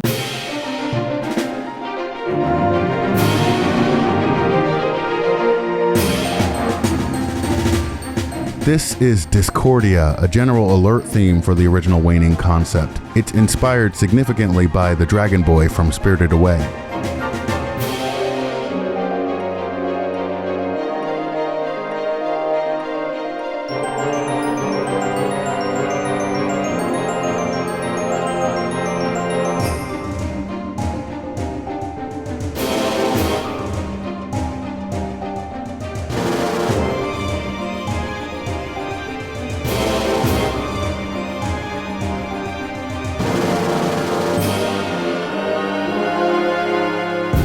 This is PTSD, the alert theme for Blank.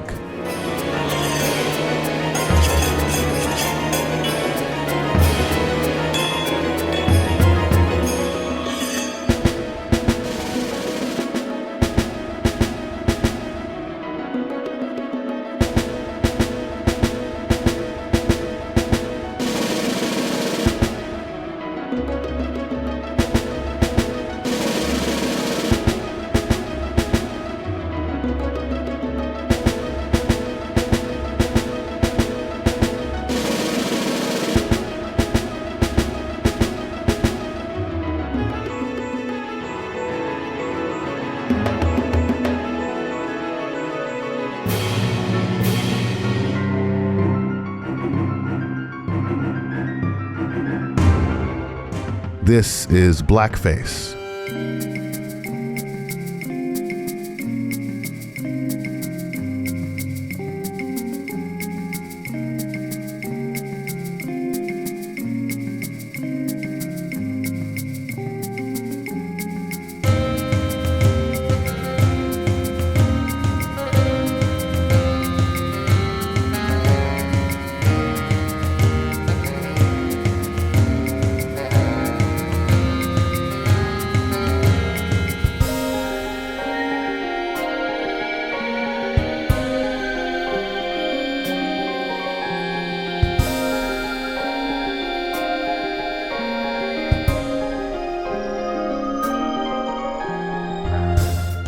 character theme for a creature in blank whose appearance resembled a contorted blackface minstrelsy character, someone Yenna would befriend as she explored the college.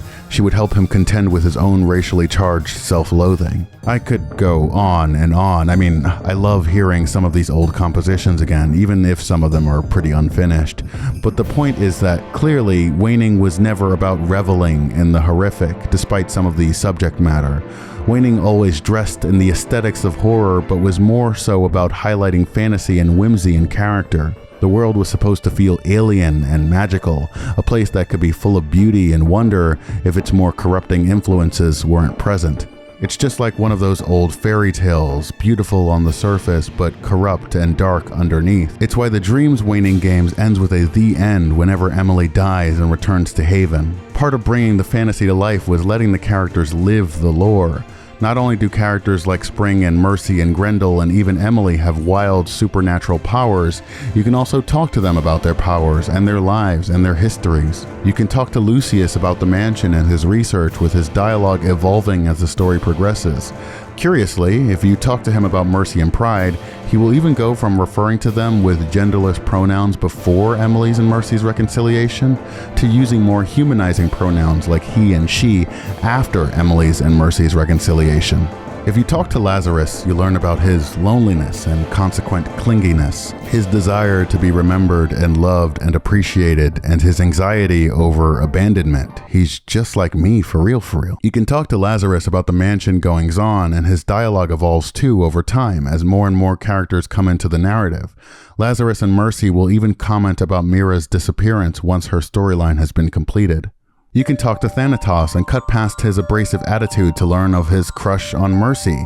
After reconciliation, you can talk to Mercy to learn how she sort of sees the other shadows as family. You can learn about Mercy's abusive relationship with Pride, how despite his toxicity and the pain he caused, she still loved him.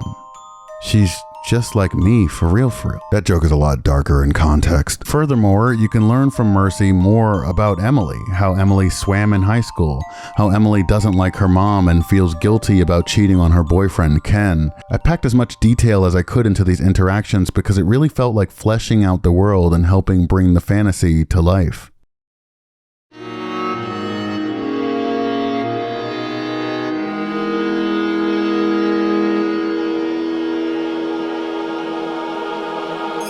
Waning Vanilla had a boss rush mode which unlocked after beating the game.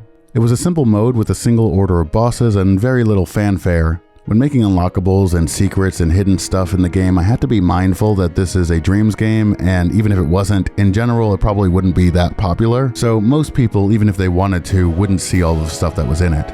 So there are some things I tried to make accessible from the very beginning, or at least otherwise very easily accessible. Given the scale and scope of the Sea of Flame update, I necessarily had to either remove the boss rush entirely or update it with the new bosses. So, because I don't know how to half-ass things, I completely overhauled Boss Rush. I added Thanatos' boss tips, even for bosses that he wouldn't talk about in the original game, like the Little Flower Colossus. I added changeable background music, I added a training mode, I added different challenge runs, I added runs with random orders, and I even added perks and achievements. I think all of this, if nothing else, was just the bare minimum for celebrating the effort I put into these bosses. Someone without the time to get through Sea of Flame could jump into Delphin's fight.